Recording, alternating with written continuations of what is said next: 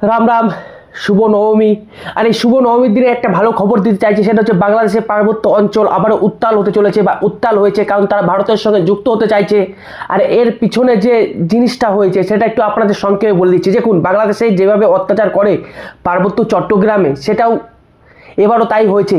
একটি চাকমা উপজাতির অষ্টম শ্রেণীর মেয়েকে ধর্ষণ করা হয়েছে, তারই পরিপ্রেক্ষিতে কিন্তু এই অশান্তি সৃষ্টি হয়েছে এবং পার্বত্য চট্টগ্রাম পুরোপুরি অশান্ত। আপনারা আমার স্ক্রিনে দেখতে পাচ্ছেন সেই ভিডিও, যে কিভাবে বাংলাদেশ সেনাবাহিনীর সঙ্গে চাকমা উপজাতির বা পার্বত্য চট্টগ্রামের লোকেদের অশান্তি হচ্ছে।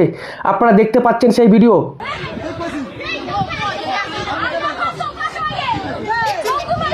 দেখতে পাচ্ছেন।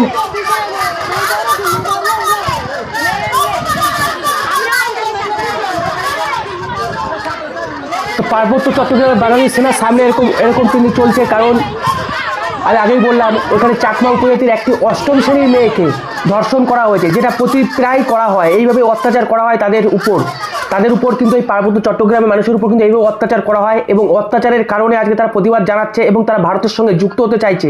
এর আগেও 3 মাস আগে আমি একটি ভিডিও তৈরি করেছিলাম এবং সেখানে বলেছিলাম যে পার্বত্য চট্টগ্রাম কোনোদিন বাংলাদেশের অংশ ছিল না, কারণ এটা ছিল ত্রিপুরার রাজার অংশ। তারপরে যে আরকান প্রদেশ রয়েছে, যেটা হচ্ছে মায়ানমার, সেইখানকার রাজার অংশ ছিল এবং পরবর্তীকালে আবার নিয়ে নেয় এই রাজ্যটি ত্রিপুরার রাজা। তারপরে তো ইংরেজরা চলে আসে, তারপর থেকে কিন্তু তারাও মনে করতো তারা হচ্ছে ভারতীয় এবং সেখানে ভারতীয় পতাকা পর্যন্ত ছিল। 1947 সাল 15ই আগস্ট পর্যন্ত ভারতীয় পতাকা ছিল, সেই ভিডিও আমি দেখিয়েছিলাম, আপনাদেরকে জানিয়েছিলাম। এবং তারপরে 16 তারিখ পর্যন্ত পতাকা ছিল, কিন্তু আগস্টের 17 তারিখ সেখানে পাকিস্তানের সেনাবাহিনী আসে এবং ভারতীয় পতাকা খুলে দিয়ে পাকিস্তানের পতাকা লাগায়। কিন্তু সেদিন থেকেই তারা ব্ল্যাক ডে হিসেবে ঘোষণা করে, সেই দিন থেকে 17 আগস্ট। আপনারা সকলেই জানেন, আমি কিন্তু দেখিয়েছিলাম সেই ভিডিও। আজকে আবার সেই জিনিসটাই ঘটেছে পার্বত্য চট্টগ্রাম। তো পার্বত্য চট্টগ্রাম এখন কিন্তু ভীষণই উত্তাল এবং তারা ভারতের সঙ্গে যুক্ত হতে চাইছে।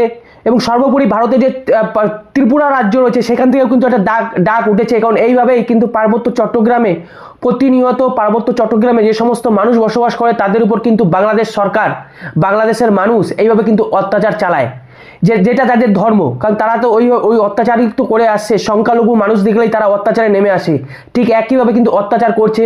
শেখ হাসিনা কালে তো ঠিকঠাক ছিল, কিন্তু এই ইউনুস মিয়ার কালে সেটা আরও তীব্র আকার ধারণ করেছে। তারই প্রতিফলন হচ্ছে এই পার্বত্য চট্টগ্রাম।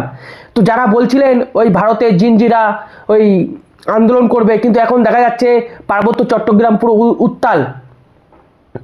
তো আপনাদের দেখানোর চেষ্টা করবো যে আরও কি ঘটেছে। আপনারা দেখতে পাচ্ছেন খাগড়াছড়ি বাংলাদেশ যে অংশ, সেখানে কত অস্ত্র উদ্ধার হয়েছে। দেখুন ভাই, দেখুন এই অস্ত্র দেখে ভাই আমারই ভয় লাগছে। আপনারা দেখতে পাচ্ছেন সেই অস্ত্র কি আকার ধারণ করেছে। এটা ঘটেছে একমাত্র এই বাংলাদেশিদের কারণে, কারণ বাংলাদেশে সংখ্যালঘুদের উপর যেভাবে অত্যাচার করা হয় এবং খাসত এই পার্বত্য চট্টগ্রামে যেভাবে অত্যাচার করা হয় তারই বহিঃপ্রকাশ আজকে কিন্তু ঘটেছে। আপনারা দেখতে পাচ্ছেন সেই ভিডিও, আপনাদের সামনে আমি এনে হাজির করেছি। আপনারা দেখতে পাচ্ছেন শয়ে কত অস্ত্র তারা আজকে জোগাড় করেছে। তারা আজকে স্বাধীন হতে চাইছে এবং ভারতের সঙ্গে যুক্ত হতে চাইছে।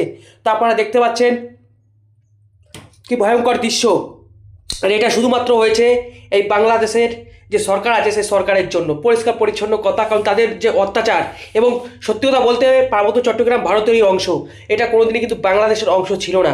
তাই কিন্তু আজকে সেখানে মানুষরা জাগতে শুরু করেছে এবং তারা আন্দোলনে নেমেছে, আপনারা দেখতে পাচ্ছেন। এবং পার্শ্ববর্তী দেশ থেকে তাদেরকে অস্ত্র দেওয়া হচ্ছে, টাকা দিয়ে যোগান দেওয়া হচ্ছে এবং দীর্ঘদিন ধরে তাদের এই পরিকল্পনা আমরা দেখেছি। সেখানে একজন বক্তব্য দিয়েছে এটাকে ভারতের যেন একটা রাষ্ট্র হিসেবে বা একটা প্রদেশ হিসেবে যেন নিয়ে যাওয়া হয়। সে বিষয়ে আপনারা কি ধরনের পদক্ষেপ নিচ্ছেন? একটা ঘটনা ঘটেছে, 3 জন নিহত হয়েছে, আইন শৃঙ্খলা বাহিনীর সদস্য আহত হয়েছে।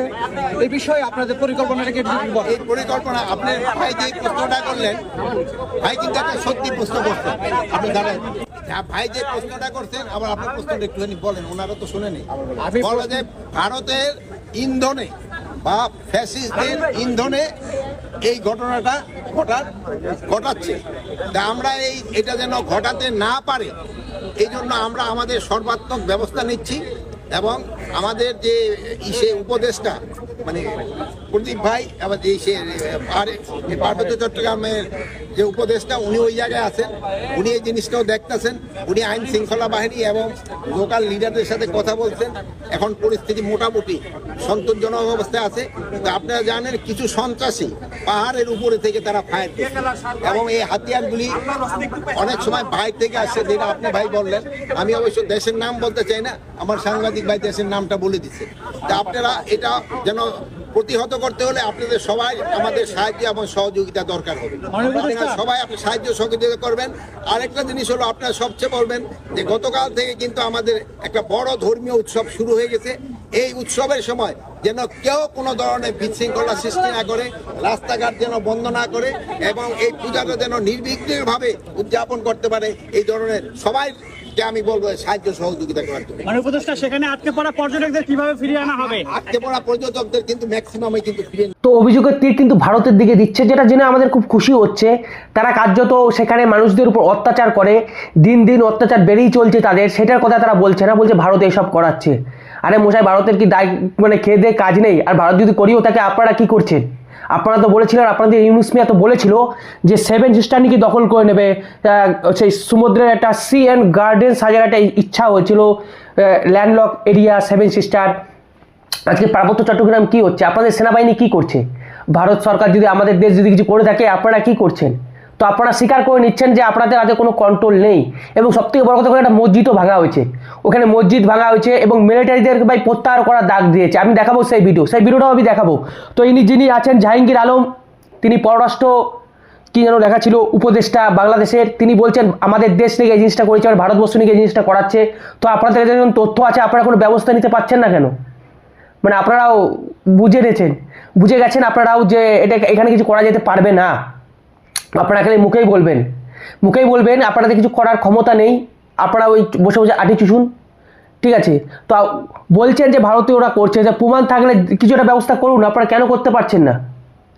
যদি প্রমাণ যদি থাকে, কেন করতে পারছেন? আর খুব আতঙ্ক রয়েছেন, ভারতের এত বড় শক্তি, খুব আতঙ্ক রয়েছেন আমাদের শক্তি থেকে, আপনারা খুব আতঙ্কিত রয়েছেন। এটা হচ্ছে আপনাদের পাপের ফল। আপনারা যেভাবে অত্যাচার করেন সংখ্যালঘুদের উপর, সেই পাপের ফল। আপনাদের দেশে এই ইউনুস মিয়া আসার পর থেকে সংখ্যালঘুরা কেউ ভালো নেই আপনাদের দেশে। তারই প্রমাণ হচ্ছে পার্বত্য চট্টগ্রাম। এই পার্বত্য চট্টগ্রাম কোনোদিন বাংলাদেশ ছিল না। এই পার্বত্য চট্টগ্রাম সব দিক থেকে ভারতের অংশ ছিল। এই পার্বত্য চট্টগ্রাম, পিওকে, এই সমস্ত অংশ ভারতের ছিল, যেটা আপনারা দখল করেছেন। যেমন পাকিস্তান দখল করেছে পিওকে, সেখানেও এখন আন্দোলন হচ্ছে, সেটাও বিনা যুদ্ধে ভারতের সঙ্গে যুক্ত হবে এবং পার্বত্য চট্টগ্রামও ভারতের সঙ্গে যুক্ত হতে চাইছে। সেই প্রমাণও আমি দেখাচ্ছি আপনাদেরকে। আপনারা আমার স্ক্রিনে দেখতে পাচ্ছেন, এটা কিন্তু আমাদের ভারতবর্ষের ত্রিপুরা রাজ্যে হচ্ছে এই আন্দোলনটি। শুনুন। পার্বত্য অঞ্চল থেকে প্রত্যাহার করতে হবে। 3 নম্বর, যতক্ষণ অব্দি পার্বত্য চট্টগ্রাম ভারতের অবিচ্ছেদ্য অংশ কিংবা ভারতের অন্তর্ভুক্ত হচ্ছে না, ততক্ষণ অব্দি সেখানে সেনা শাসন এবং গণহত্যা বন্ধ করতে হবে। নাহলে এই আন্দোলন আমাদের জারি থাকবে। আর সেখানে যারা আমাদের ভাই বোন, আমাদের জাতি ভাই, বাংলাদেশ পার্বত্য চট্টগ্রাম, খাগড়াছড়ি, দিঘিনালা, পানছড়ি পার্বত্য এলাকাতে যত সংখ্যক আমাদের ভাই বন্ধু রয়েছে, আমি ওদের উদ্দেশ্যে আওয়াজ তুলছি এখানে। আমাদের আজকের এই প্রচার দল থেকে আগামী দিন আপনারা যদি খণ্ডিত না হয়ে একত্র হয়ে যদি আপনারা কাজ করেন, তাহলে আমরা আপনাদের পিছনে আছি। যদি আমাদের দেশের ত্রিপুরা রাজ্য থেকে কিন্তু আহ্বান জানানো হয়েছে, কারণ তারাও চায় তারা যাতে একজোট হয়ে এই সমস্ত কাজে যুক্ত হয় এবং তারা যেন স্বাধীন হয়। কারণ পার্বত্য চট্টগ্রাম হচ্ছে ভারতের একটি অংশ এবং সেখানে কি করে থাকতে পারে ভাই? তাদের সঙ্গে বাংলাদেশের সঙ্গে কি করে থাকতে পারে? বাংলাদেশের লোকেরা এতই মানে সংখ্যালঘুদের এত অত্যাচার করে, তারা সেখানে থাকার দিয়ে যায় না। এ তো কেবল একটি অষ্টম শ্রেণীর মেয়েকে দর্শন করা হয়েছে, এরকম কত মেয়েকে আরও দর্শন করা হয় বাংলাদেশের পার্বত্য চট্টগ্রামে, তার ঠিক নেই। তাদের জমি জামা কেড়ে নেওয়া হয় এবং ইভেন আপনারা জানলে অবাক হবেন, পার্বত্য চট্টগ্রামে বাংলাদেশের কোনো সংবিধান চলে না, বাংলাদেশে কোনো সংবিধান চলে না।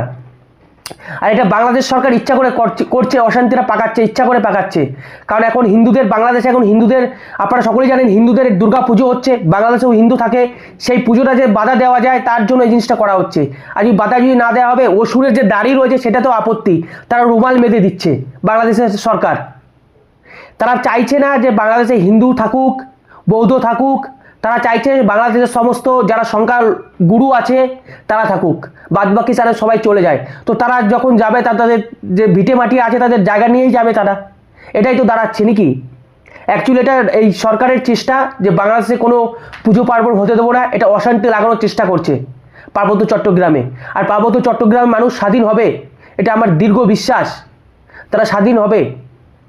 তাদের উপর অত্যাচার দিন দিন বাড়ছে, যেভাবে সংখ্যালঘুদের উপর অত্যাচার বাড়ছে তার ফলস্বরূপ হচ্ছে আজকে পার্বত্য চট্টগ্রাম। আপনারা দেখলেন, আপনাদের কেমন লাগলো অবশ্যই কমেন্টে জানান। আমি মা দুর্গার কাছে প্রার্থনা করছি তাড়াতাড়ি পার্বত্য চট্টগ্রাম যাতে ভারতের একটি অংশ হয়। আপনারা কারা কারা চাইছেন অবশ্যই কমেন্টে জানান। তো রাখছি বন্ধুরা, ভালো থাকুন, সুস্থ থাকুন, রাম রাম, ভারত মাতা কি জয়, বন্দে মাতারাম।